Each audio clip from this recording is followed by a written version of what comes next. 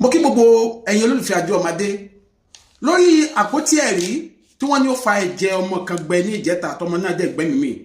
tí wọ́n gbé kéèsì wá sí Àgídìgbò ní ọ̀dọ̀ ọ̀gá Oríyọmí onífẹ́sọ̀ rẹ̀ lórí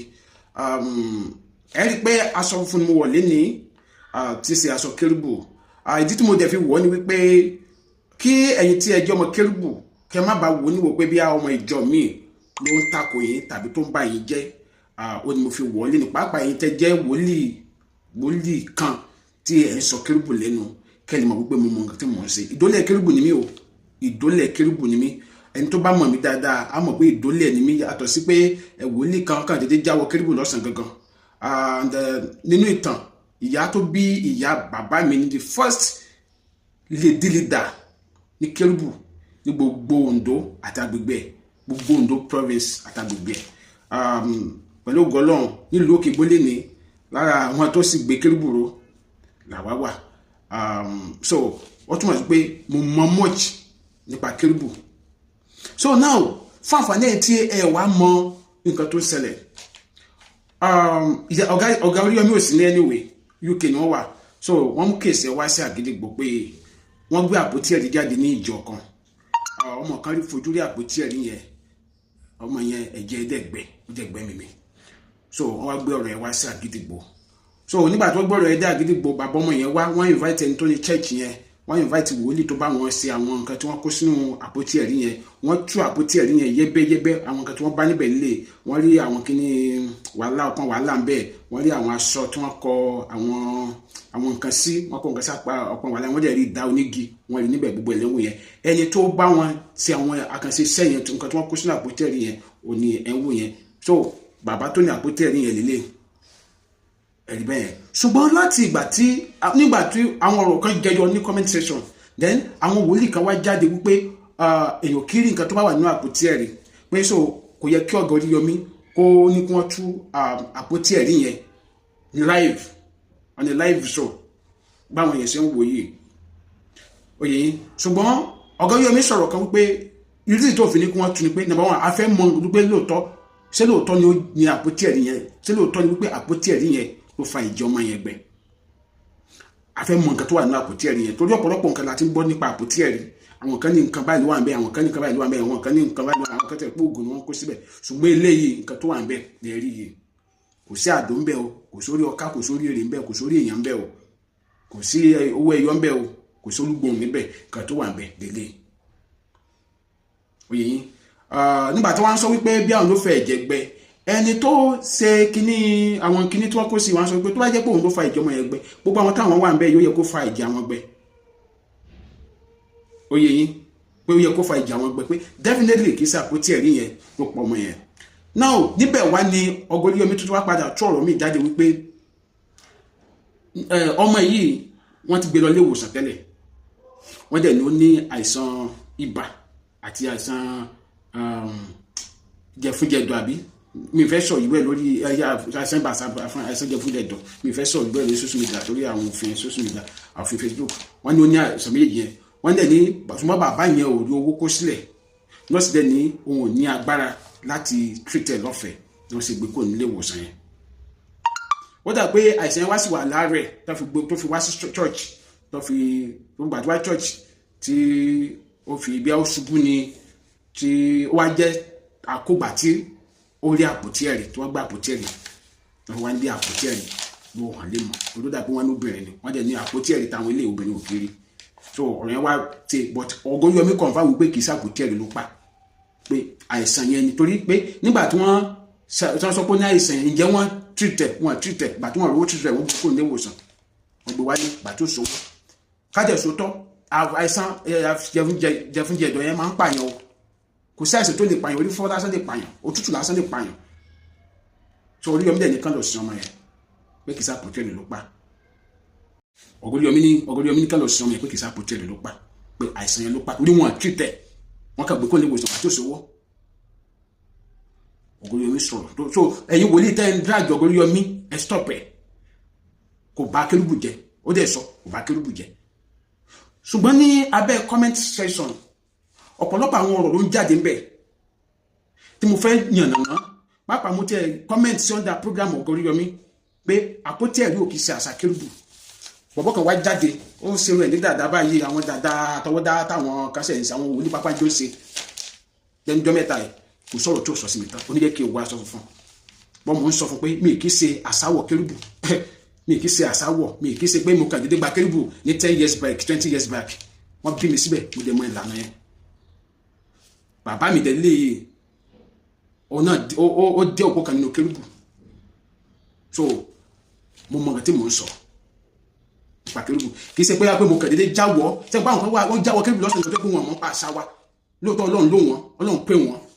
Ọlọ́run pè mí lóòótọ́ ṣùgbọ́n kàn dédé wọ kérúbù ni kò mọ́ pa àṣà kérúbù ó kàn ń ṣe ilé tó wù àwọn bàbá yìí ò dẹ̀ bá sùn tọrọ pé kì í ṣe bá a ṣe ń ṣe nínú kérúbù lélẹ̀ mo rí ìjọ kérúbù mi fẹ́ pé àwọn èèyàn kó tẹ̀síbíù dání bẹ̀ àwọn ẹlẹ́mìí wọn kó tẹ̀síbíù dání kò dẹ̀ kí ṣe doctrine kérúbù àṣà kérúbù doctrine tọ́lọ̀ fi pé àwọn nǹkan tọ́lọ̀ fi lé Mósè Orímọdádé lọ́wọ́ kò sí tẹ̀síbíù bẹ́ẹ̀ bàbá Mósè Orímọdádé ló kí ló tẹ̀síbíù nígbà tó wà láyé so ìwọ tó bá jẹ́ wòlíì ní kérúbù tó ń kó tẹ̀síbíù kiri nínú kérúbù ní àṣà mi ló fẹ́ gbé wọ kérúbù yẹn táwọn mi bá dẹ̀ rí wọ́n máa rò wípé bí àṣà kérúbù ní bí fọ́ndà yẹn bí nǹkan tó fi lélẹ̀ ní ìjọ yẹn ni kí tẹ̀sí nǹkan tó fi lélẹ̀ wọ́n sọ mú pariwo báyìí táwọn kó tẹ̀síbíù dání kì í ṣe àṣà kérúbù kì í ṣe àṣà wa so wọ́n tó bá sọmọ kérúbù tó rí kì í ṣe dọ́tún kérúbù dáná tó bá dé àwọn ìjọ ẹ lọ sí ayọ̀ ní ọ̀nà ayọ̀ ní ó máa jẹ́ kérúbù yín lọ mo máa ń sọ ẹ lọ sí ayọ̀ ní ó máa jẹ́ kérúbù yín lọ ẹ lọ sí ẹni church wà ní under conference Àtúnbí Mósè ọmọ Àtúnbí Mósè ni mí ọmọ Àtúnbí Mósè conference ni mí àwọn táwọn ń correct nìyẹn nǹkan tó ẹ̀ bá ti bá lọ bàbá wa Mósè Orímọdádé tún ọ̀la ṣe tọ́lọ̀ fi kérúbù náà kò yẹ ká máa ṣe nínú kérúbù àṣàkẹ́ ti wọ ayé ìsìn tẹ́lẹ̀ mi bá ti sáà lè máa ríran the next way á lọ blow rẹ̀ á ní òtítọ́ dáadáa must you have dáadáa torí pé o jẹ́ prophet in sayers àwọn tá a jẹ́ dáadáa yẹn gan tó pé natural dáadáa ni wa nígbà tó dé stage kan á gẹ́ ẹ wá lọ máa fi ẹ wá lọ ṣàtàwọ́dá ẹ wá kó gbogbo kó cross ayé ẹ wá kó sí jẹ́gbọ́njẹ́gbọ́n ìní àwọn máa ń sìn ṣé bí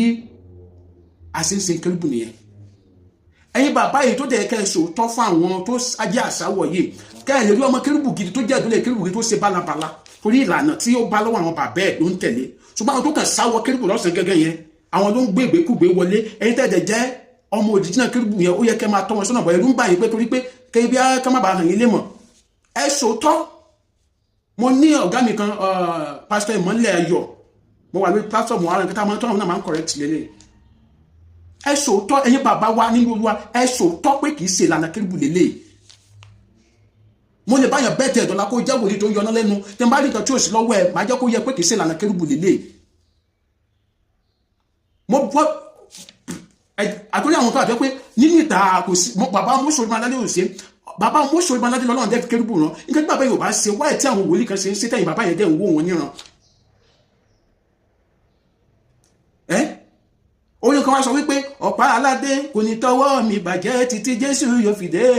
ṣé ọ̀pá aládé yóò tún máa tọ́ ẹ̀yìn bàbá yẹn gan bàjẹ́ tó yẹn bàbá yẹn lẹ̀ mo lè mú abúlé torí ẹ̀yìn lẹ̀ ń lajú sílẹ̀ táwọn àṣàwọ̀ yìí tí wọ́n ń ṣe nǹkan tó sínú ìlànà wa àpótí ẹ̀rí tá à ń sọ mo sì ń bọ̀ lórí ọ̀rọ̀ àpótí ẹ̀rí o ṣùgbọ́n mo kọ́ sọ lórí àwọn nǹkan tí ò sí nínú kérúbù tó kì í ṣe àṣà kérúbù táwọn wòlíì yẹn ń display on social media these days tẹ́yìn bàbá yìí ò dẹ̀ sọ̀rọ̀ lọ́wọ́lọ́wọ́ báyìí bàbá tó bí mi ní olórí sacred ní ìlú Òkègbó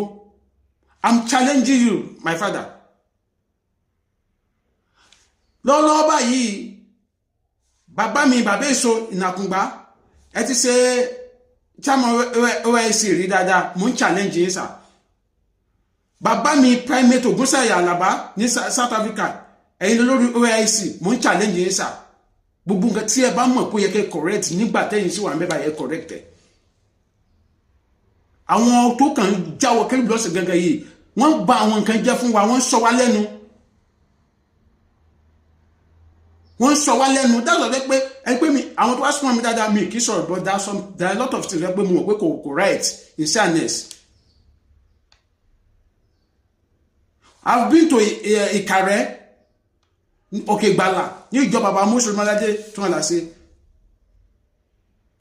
I spent almost 11 to 15 years in Akoko. I know much about CNS tradition. Tí o jẹ́ pé kì í ṣe most of àwọn nǹkan tẹ́ ń rí táwọn wòlíì kan display. Ìjọ kan ni bàbá Kọ́lá gbé ìkan wá sórí program wọn tí ẹ bẹ́ẹ̀ sọ bálabàla nípa St. Michael's Day. Pé táwọn bá fẹ́ Ṣàngó ní Michael, àwọn gbọ́dọ̀ ta nǹkan ìjẹ̀ sílẹ̀, àwọn gbọ́dọ̀ ṣe kíní kan sẹ́mọ̀ pé Ṣàngó ní St. Michael. Níbo ló ti gbọ́ rúdurùdu yẹn? Ṣé bí bàbá Mọ́sọ̀rọ̀mọ́ládé ṣe fi lélẹ̀ nìyẹn ni?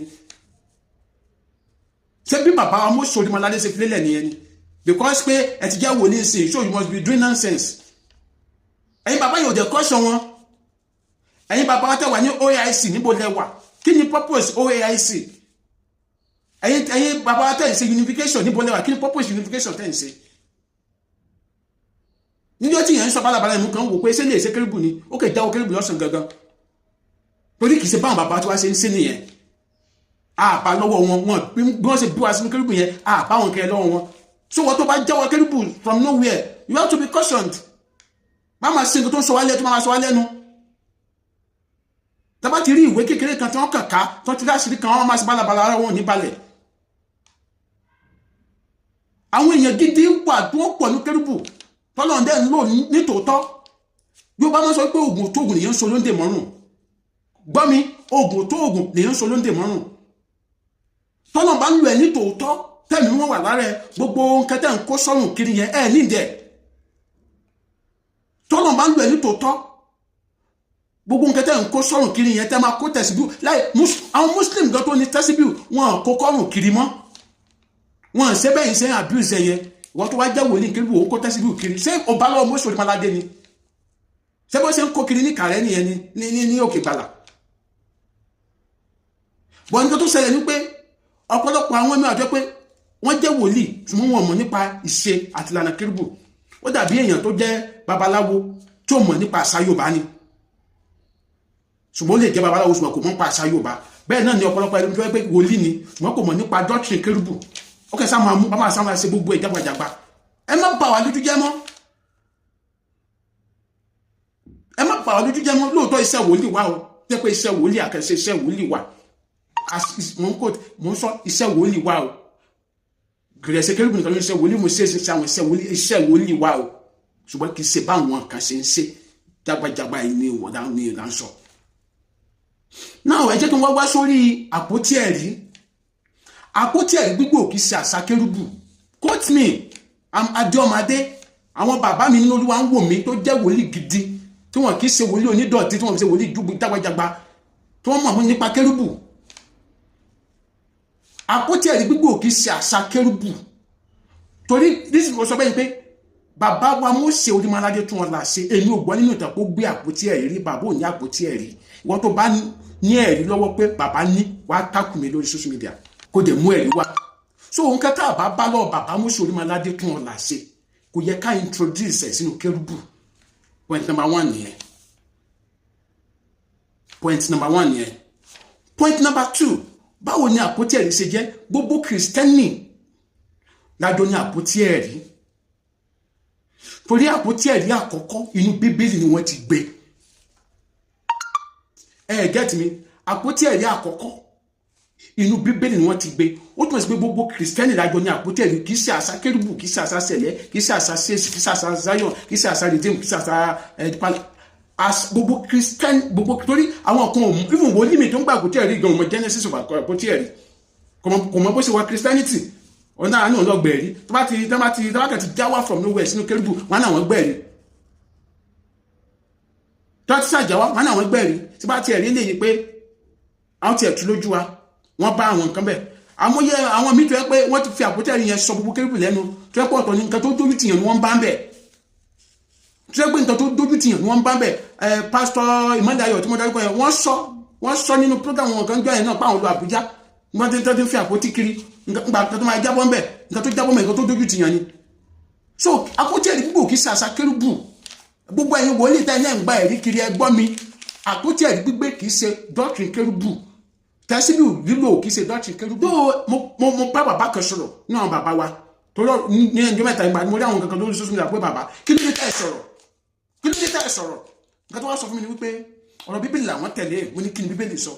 Wọ́n ní bíbélì sọ pé ká fi èpò àti àlìkámà sílẹ̀ dọjọ́ ìkórè.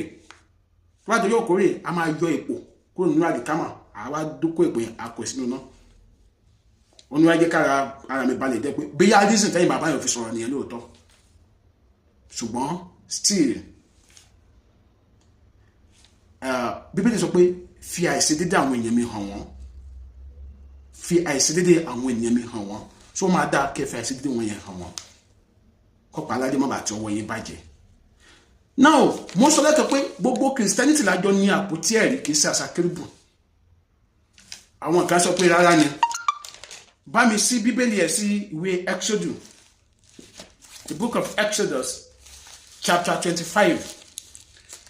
verse 16. But ó lè bẹ̀rẹ̀ láti verse 10. Ṣé rí nígbà tí Ọlọ́run fún Mósè, kì í ṣe Mósè orímọládé o, Mósè ní bíbélì, tọ́lọ́run fún ní messages tó fún tó lọ gbà lọ́wọ́ Ọlọ́run fún rẹ̀ ló instruct ẹ̀ pé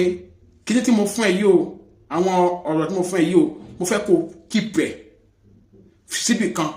kí àwọn èèyàn lè máa kó lè wà ní ìrántí fún àwọn èèyàn, tàbí nígbàkúgbà tí wọ́n bá fẹ́ rántí nǹkan tí mo bá wọn sọ wọ́n á lè lọ máa gbé láti máa kà sí wọn ní etí. Ọlọ́run ló sọ fún Mósè nínú Exodus verse 25 yẹn. Tí bá wo chapter 25, tí bá wo verse 10 yẹn, ó ní wọ́n sì ṣe àpótí igi sítìmù ìgbọ̀nwọ́ méjì ohun àbọ̀ ní gígùn rẹ̀ àti ìgbọ̀nwọ́ kan ohun àbọ̀ ní ìbú. Ọlọ́run describe bó ṣe máa ṣe àpótí ẹ̀rí yẹn, àwọn irú nǹkan tó máa lò, igi tó máa lò, size ẹ̀ níbẹ̀ yẹn. So Ọlọ́run describe ẹ̀ bẹ́ẹ̀ títí wọ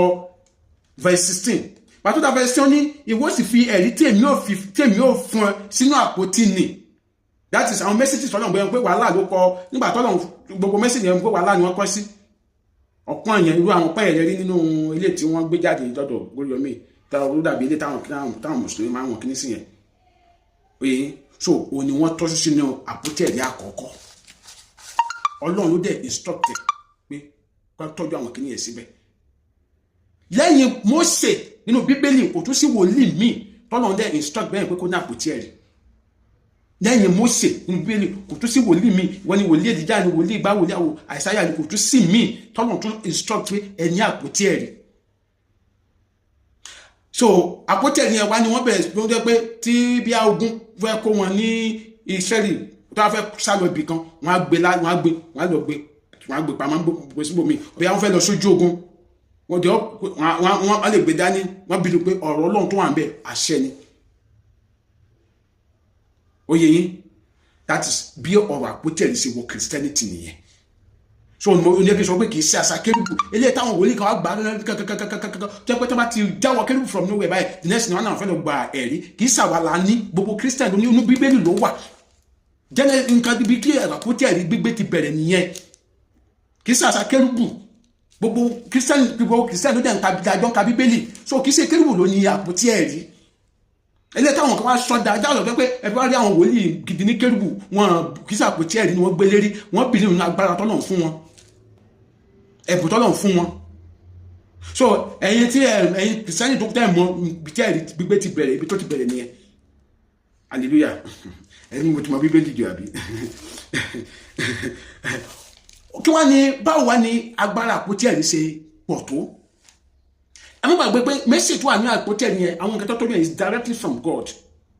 Bíbélì jẹ́ sọ pé agbára wà nínú ọ̀rọ̀ Ọlọ́run, agbára wà níbẹ̀. So ó ní Olúwa sì gbé ọ̀rọ̀ rẹ̀ ga ju orúkọ rẹ̀ lọ. So ọ̀rọ̀ yẹn bó ṣe wà ní àpótí ẹ̀rí yẹn, àwọn áńgẹ́lì kan wà tọ́lọ́run ti assign spiritually láti máa sọ ọ̀rọ̀ yẹn. So àpótí yẹn wá ó ní agbára gan.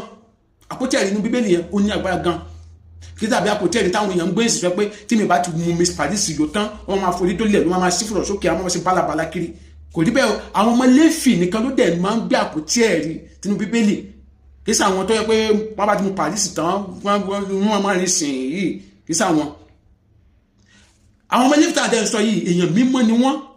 àwọn ọmọ tó súnmọ́ àlùfáà ni wọ́n, tán bá àlùfáà ṣiṣẹ́, tán gbé ọ̀dọ̀ àwọn àlùfáà, tán wà ní mímọ́, tán gbà wọn déédéé, tí wọ́n fobìnrin bara wọn jẹ́, tí wọ́n fi mú kúmù bara wọn jẹ́, ṣe pé àwọn wòlíì mi tó pé wọ́n ń gbà ìyàwó wọn ṣe balabala kiri lẹ́yìn nowadays tán àwọn ní àpótí ẹ̀rí. So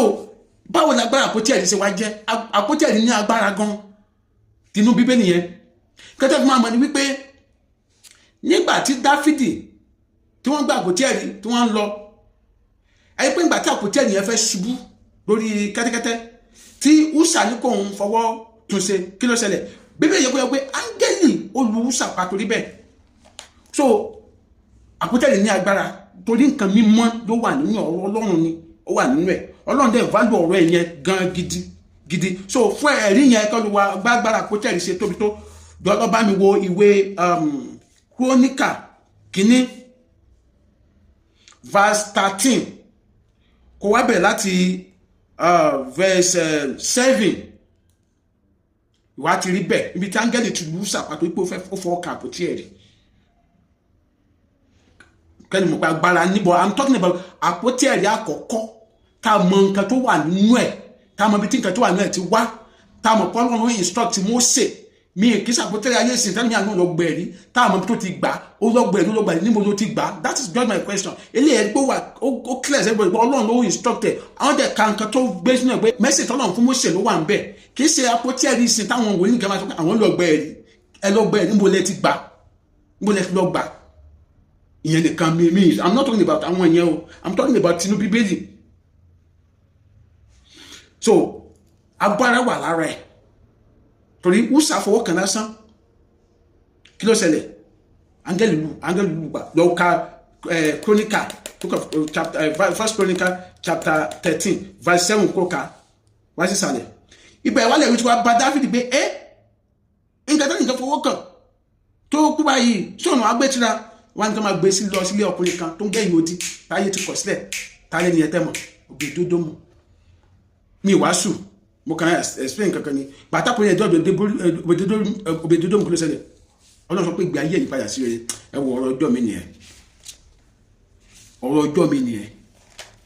Ṣùgbọ́n kankan wá ṣẹlẹ̀ tí wọ́n rí àpótí ẹ̀rí tí ó wá di pé àwọn kan wá ń gbé àwọn wòlíì kan wá ń gbé yìí tí wọ́n wá sọ́jà Sàkírùbù yìí nídẹ̀. Torí nínú Jeremiah book verse 3 chapter 3 verse 16 bẹ́ẹ̀ sì sọ̀rọ̀ kan o nípa àpótí ẹ̀rí náà ni o. Ìwọ́n tó wá gbélé kankan tó sin Ọlọ́run mọ́ tó jẹ́ wòlíì tó sísin Ọlọ́run ò jẹ́ lójúmọ́. Àwọn nǹkan believe náà àpótí ẹ̀rí yẹn kọjá Ọlọ́run gan lọ tó jẹ́ pé sísin Ọlọ́run ìwà mímọ́ ò jẹ́ lógún mọ́ ju mo sábẹ́ lọ gbẹ̀rí tó wá ti ríran báyìí tó ń lára báyìí mo fẹ́ lọ gbẹ̀rí ni iṣẹ́ ìsìn ò jẹ́ lójúmọ́ máa gbọ́ èyí tó gbélé yẹn lọ́wọ́ Jeremiah chapter 3 verse 16 ó ní yóò ṣe nígbà tẹ́yin bá pọ̀ sí tí ẹ sì dàgbà ní ilẹ̀ náà ní ọjọ́ wọn ni Olúwa wí wọn kì yóò sì tún lè wí pé àpótí ẹ̀rí májẹ̀mú Olúwa bẹ́ẹ̀ ni kì yóò wọ inú wọn bẹ́ẹ̀ kì yóò sì sí ní ìrántí rẹ̀ wọn kì yóò sì tọ́ wá pẹ̀lú bẹ́ẹ̀ ni a kì yóò sì tún ṣe mọ́ àní ṣe mọ́ torí Jésù Kristi ti wá àwọn oore ọ̀fẹ́ kan ti wà ó ti jẹ́ kí iṣẹ́ ìsìn wa kó tún easy sí gbogbo àwọn òfin kankan yẹn oyè yín. So nǹkan tí Bíbélì wa sọ wípé a kì yóò tún ṣe mọ́ tẹ́bàjẹ́ ò láti gbà yẹn nígbà yẹn títí tí Jésù fi dé bí kódà pé generation Dáfídì gan làwọn ti sọ̀rọ̀ àpótí ẹ̀rí last month nínú Bíbélì ó dà bẹ́ẹ̀ gan ó dà pé generation Dáfídì mọ́ Solomoni yẹn ni wọ́n ti sọ̀rọ̀ nípa àpótí ẹ̀rí last nínú Bíbélì. Gbogbo ayé táìmù àwọn Jesus Christ kò tẹ́ ẹ̀mí mo tẹ́ gbọ́n pa àpótí ẹ̀rí torí Bíbélì sọ pé a kì yóò tún ṣe mọ́ pé à ń gbé kiri à ń ṣe kiri torí ní Old Testament Bíbélì sọ pé àwọn èèyàn máa ṣe tó máa ń gbé bọ́sí máa jó nínú àwọn chapter mo sọ yẹn ó wà ń bẹ̀ pé àwọn akọrin àwọn dúdú máa jó níwájú àwọn akọrin máa kọ níwájú ẹ̀ kó sísọ pọ̀ nígbà tó yára wá sọ pé a kì yóò ṣe mọ́ torí àwọn olóòfẹ́ kan ti dé. So òun wá ní àwọn wòlíì kan wà kẹ́kẹ́ délé ọ̀sán gẹ́gẹ́ lẹ́nu ìwà náà fẹ́ lọ gbẹ̀rẹ̀ ṣáà kíka Bíbélì yìí ni ẹ pé ayé ní wòlíì tẹ wà náà ní Bíbélì mọ́ nǹkan tí Bíbélì tí wọ́n ta Bíbélì lẹ̀ ń ṣe ṣáà ju àwọn wòlíì tó wà ní Bíbélì yẹn lọ ni irú àwọn wo ló lè rí tó lè rí ju wòlíì Àìsáyà lọ irú authority wo ló ní tó lè ní ju tó Èlíjà lọ àṣẹ ọ̀rọ̀ wo ló ní tó lè ní ju tó Èlíjà lọ tó pé nẹ́tínẹ́tẹ̀ jáde tó sọ̀kalẹ̀ immediately. So ẹ̀ka Bíbélì ẹ má máa ṣe nǹkan lòdì sí Bíbélì dájọ́ pé pé mo kàn máa ń mo ṣe wá yìí a lot máa ń wò tí mo mọ̀ pé àwọn èèyàn forí ẹ̀ podò ní kérúbù dáná máa kàn máa wò àti máa dé ní church mi táwọn tó gbà wá lọ́sàn gan yẹn tásà ń forí dólẹ̀ tá ń sì fọ̀rọ̀ sókè máa kàn máa wò báyìí pé ó máa ṣe o pé sí kérúbù náà ló dẹ̀ délé tí kérúbù náà ló dẹ̀ délé orí kìí ṣe bí wọ́n ṣe bí àwa ṣe gbọ́njú bá nìyẹn ṣùgbọ́n àwọn tó wá jẹ kájọ sọ̀rọ̀ yẹn wọn à ní sọ̀rọ̀ wọn máa ní ẹja fún wọn sílẹ̀ ọlọ́run á ṣèdájọ́ wọn ṣùgbọ́n irú àwọn tó wá ń ṣẹlẹ̀ lórí social media yìí ń kọ́ sọ máa wá dáa kéèyàn wá lajú sílẹ̀ ni so ọmọ sọ pé àpótí ẹ̀rí gbogbo kì í ṣàṣà kérúbù inú bíbélì ló ti bẹ̀rẹ̀ so ilé tẹ́yìn wòlíì kan tẹ́ wá sọ́dà àṣà kérúbù yìí kò sí àṣà kérúbù o bàbá wọn mú sórí malẹ́dẹ́ tí wọ́n là ṣe kò gbé àpótí ẹ̀rí so ẹ̀ tún lọ bẹ̀rẹ̀ mbọ̀ wá lè so president wa fi wá gbélé kankan ṣé à ń gbọ́ mi gbogbo ẹ̀yìn tí ẹ̀ kì í sọmọ kérúbù bàbá wa mú sórí malẹ́dẹ́ tí wọ́n là ṣe òun lọ́wọ́ ọ̀ní fọ́ndà kérúbù àti sẹ́ráfù kò gbé àpótí ẹ̀rí o èmi lè léyìn nǹkan tí mi bá ti rí tí bàbá yìí introduce sí kérúbù èmi ò kí support ẹ̀ torí òun lọ́lọ́run fi kérúbù rán òní founder òní ọlọ́run gbé iṣẹ́ ìrẹsẹ̀ kérúbù òun dẹ̀ ní ọmọ aláwọ̀ dúdú àkọ́kọ́ tọ́lọ́run kọ́kọ́ máa lò kí kérúbù ní jọ àkọ́kọ́ tó yẹ pé ọmọ aláwọ̀ dúdú lọ́lọ́run ti pàṣẹ ìgbésílẹ̀ gbogbo ilẹ̀ aláwọ̀ dúdú kí kérúbù tó dé African Church Anglican Methodist àti Catholic ló wà ìjọ òyìnbó dẹ̀ ni church òyìnbó ni so kérúbù níjọ àkọ́kọ́ tó pé ọmọ aláwọ̀ dúdú lọ́lọ́run fi rán bàbá yìí ò dẹ̀ ṣe gbogbo táwọn pípò yìí ń ṣe yìí o ṣe ń gbọ́ mi bàbá yìí ò ṣe so ìwọ tó bá sọmọ kérúbù tó bá dédé débì kan tó rí pé àwọn nǹkan tí wọ́n ṣe ń bò tẹ́ lọ́rùn máa wò pé bí àdúgbò kérúbù ṣe ń ṣe nìyẹn tún lọ síbòmíì lọ sí conference ayọ̀ ni o ẹni ayọ̀ ni o tó bá ti rí mo respect wọn kì í ṣe gbogbo yẹn o lè rí ayọ̀ ni kó máa gbàgbọ́ tí ẹni o lè rí àwọn ọmọ ayọ̀ ni ọ̀kan kó tẹ̀sí bí sọ́run o lè rí àwọn ọmọ ayọ̀ ni ọ̀kan kọ oríṣi ẹ̀sà white mo wọ̀ ìjẹ́ rí kíní kan tó ń ká máa kọ gbogbo ẹ̀ jágbajàgba síbẹ̀ o lè rí àwọn ọmọ ayọ̀ ni o kó ṣe o dẹ̀ lè rí àwọn ọmọ àtúnbí Mósè conference kó ṣe bó wọn tí mò ń sọ yìí àwọn àtúnbí Mósè ò kì í ṣe àwọn táwọn àtúnbí Mósè dẹ́ gúnlẹ̀ lórí náà ni pé afẹ́ doctrine kérúbù tí bàbá Mósè ọ̀nà aládé fi sílẹ̀ láfẹ́ máa gbé ga ọ̀nà afẹ́ máa introduce afẹ́ káwọn èèyàn máa mọ̀ ń pẹ́ ọ̀nà afẹ́ máa ṣe fún mímọ́ ni títẹ̀lé doctrine ló jẹ́ pé nígbà tí bàbá Mósè wà láyé gẹ́gẹ́ bí tàn tá a sọ kí bàbá gbọ́ agbọ́ ẹ̀kan lásán máa gan àwọn áńgẹ́lì ti sọ̀ kalẹ̀ kò dàbí ayé ìsìnkú pé báwọn èèyàn forí gbá bẹ́ǹsì kan forí gbá gbogbo ẹ̀mí mímọ́ ò ní sọ̀ kalẹ̀ so ṣùgbọ́n nǹkan tí wọ́n á sọ nílé yìí ìwọ tí ó bá wà nínú kérúbù tó ń ṣe nǹkan tí inú Ọlọ́run ò dùn sí wàá gba ìrísẹ́ lọ́jọ́ kan Bíbélì sọ ní ìwé Ìfihàn ó lè bá dà kó gbóná tàbí kó ṣe kíni tàbí wá jẹ́ kó máa tutù kó tutù ó ní kó gbóná kó tutù ó náà ṣe kíni ó náà pọ̀ jáde Bíbélì ló sọ bẹ́ẹ̀ so ó bá tó bá rájà kú sí ọlọ́ ẹ kó ṣe ní mímọ́ ní kérúbù tó bá jẹ́ mọ̀ wípé ọwọ́ ẹ̀ ò mọ́ padà síbi tó ti ń bọ̀ torí tó bá jẹ́ ìyá yẹn ní ayé wa jẹ́ lọ́run ọdún méjì sọ wípé ó ní èmi bọ̀ kankan èrè mi sì ń bẹ pẹ̀lú mi láti san fún olúkúlùkù gẹ́gẹ́ bí iṣẹ́ ọwọ́ rẹ̀ ṣe kiri ìbáṣe rẹ̀ tàbí ebi òun yẹ dájọ́ lọ pé máa ń wà àwọn wòlíì mi ìmí ìgáfẹ́ ní gbẹ̀rẹ̀ ga ju Ọlọ́run lọ torí gbọ́ngbà torí àwọn nǹkan tó kẹjú bọ̀ ọ̀tọ̀ ní ìmọ̀ ọ̀tọ̀ lẹ́bùn ọ̀tọ̀ ní ìmọ̀ ọ̀tọ̀ ní ẹ̀bùn ó jẹ́ kí n sọ̀rọ̀ ẹ̀kan pé ó dàbí ọ̀rọ̀ babaláwo ni tó ní oògùn tó mọ̀ nípa àṣà Yorùbá bí ẹ̀ máa fún nǹkan pódò bẹ́ẹ̀ ni ọ̀pọ̀lọpọ̀ àwọn wòlíì tẹ̀rí yẹn kọ́ ló mà nípa ìṣe kérúbù so nǹkan tẹ́lẹ̀ tẹ́lẹ̀ lọ́wọ́ ẹlòmíì ò kì í sára kérúbù gbogbo àwọn kan wà tó pé mi lè sọ lórí afẹ́fẹ́ anyway àwọn kan wà tó pé mi lè sọ lórí afẹ́fẹ́ so ẹ má blame Ọ̀gbẹ́ni Yọmí pé ó tú kíní yẹn jáde ní gbangba tó ká ní kò tú jáde ní gbangba kíní yẹn bá ti go viral jù báyìí lọ ẹ bá tún máa gbọ́ nǹkan mi pé àpótí ẹ̀rí o nǹkan báyìí àwọn nǹkan báyìí wọ́n kó síbẹ̀ o ẹgbà kan kan ìbá tún ti sọ àwọn èèyàn tó ẹgbẹ́ wọn kì í ṣe wọn kì í gbà níjẹ́ ẹjọ́ mọ̀ pé kì í ṣe gbogbo kérúbù ló ń gbà àpótí ẹ̀rí kì í ṣe gbogbo kérúbù so ìbá ti sọ àwọn tí ò kí gbé gan lẹ́nu ìjà sí àtúnṣe àwọn kan wọ́n rí ká àwọn kan wọ́n rí ká àwọn tí wọ́n rí ká yẹn ó tẹ̀ yé mi ṣùgbọ́n àwọn déjọ́ ní kà ń bẹ̀ àwọn nǹkan ní Kùránì ló wà ń bẹ̀ pa àwọn mùsùlùmí background mùsùlùmí aládé yẹ kí ṣe mùsùlùmí background mùsùlùmí aládé bàbá mùsùlùmí aládé background bàbá yóò kí ṣe mùsùlùmí so níbo wá ní àṣà mùsùlùmí àti kérúbù ti papọ̀ níbo ní àṣà mùsùlùmí àti kérúbù níbo ló ti papọ̀ tó yẹ pé ẹ wá kọ gbogbo nǹkan tó wà ní Kùránì ẹ̀kọ́ ẹ máa lé tẹ̀ mọ́ kérúbù níbo ló ti papọ̀ tó bá jẹ́ ọwọ́ ṣe mùsùlùmí ẹ tó wá ṣe kérúbù dátì Christianity ní kérúbù tó wọ́n tó ní pọ̀pọ̀lọpọ̀ wọn lè sin Ọlọ́run ní ọ̀nà tó tọ́mọ́ so wọ́n ní the shortcut so èmi kò fẹ́ sin Ọlọ́run mọ́ tó pé Ọlọ́run àfi fún ní natural talent natural gift nínú ọ̀pọ̀lọpọ̀ wọn tó yẹ pé Ọlọ́run àfi fún ní ẹ̀bùn gidi ẹ̀bùn mímọ́ tá a lè fi jèrè gbogbo lọ́sọ̀ wọn pé gbogbo ẹ̀bùn fún ìgbèdì jèrè ọkàn ni oríran oṣàṣọtẹ́lẹ̀ olálà onímàyà onígbọ́wọ́ léni gbogbo ẹ̀ láti fi jèrè ni ṣùgbọ́n tó pọ̀pọ̀lọpọ̀ wọn lè àwọn òfin tó rọ̀ mọ́ kéèyàn lè ní mímọ́ yìí wọn lè ṣe mọ́ ọ̀rọ̀ kéèsì Ọ̀gọ́ríyọmí mo kàn mọ́ fẹ́ yà sí bẹ́ẹ̀ ni o mi mọ́ fẹ́ àwọn bàbá yẹn àwọn wà àjọ tí nǹkan ẹni tẹ́ wo fídíò yẹn ẹ mọ̀ pé àwọn kéèsì àwọn kan mi tún padà jẹyọ níbẹ̀ tó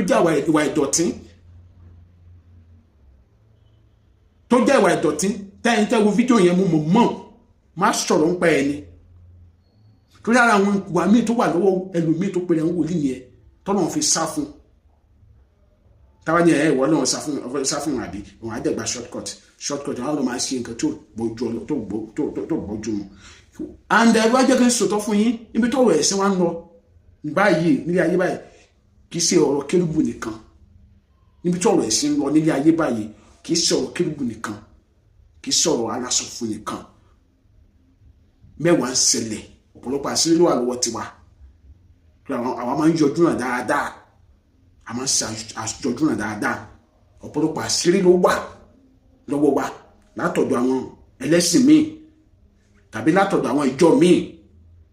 mi kàn mú kẹjẹ́ ìgbọ́dọ̀ pé mi ìfẹ́ láì mi ìfẹ́ yà sọ̀rọ̀ àwọn wòlíì lọ títí ni bẹ́ẹ̀ bí èèyàn ń tú àwọn ọbẹ̀ amójà sọ̀rọ̀ àfà lọ títí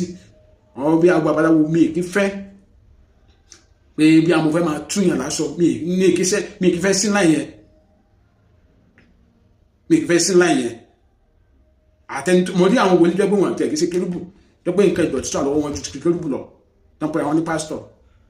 táwa mọ̀ tájẹ̀ mọ̀ pé mo mọ̀ tán mọ̀ pé mo mọ̀ mo tẹ̀ rí àfáà tó yẹ pé kì í ṣe Christian tí wàá wẹ̀ ọ̀dà ṣebí ní wíìkì wọ́n sì ká àwọn àfáà kan tí wọ́n ká tán lu ọmọkùnrin kan tí wọ́n ká orí mọ́ wọn lọ́wọ́ náà àfáà tẹ́lẹ̀ pé àwọn èèyàn lọ ṣùgbọ́n the truth there is kì í ṣe gbogbo àfáà ló ń ṣe bẹ́ẹ̀ kì í ṣe gbogbo àfáà ló ń ṣe bẹ́ẹ̀ náà lọ́rọ̀ àwọn wòlíì ṣe jẹ́ kì í ṣe gbogbo wòlíì ló ń ṣe padàpadà so gbogbo ẹ̀sìn ní ayé ibi tẹ́ ẹ̀sìn dé sójú ayé táwa yìí àti rí ààrẹ àwọn tó ń ṣe dáadáa tó yẹ pé ọ̀nà tọ́lọ́ ń pè wọ́n sí wọn ìyà kúrò ń bẹ̀ àyẹ̀dá ò jẹ́ Christian àyẹ̀dá ò jẹ́ Muslim so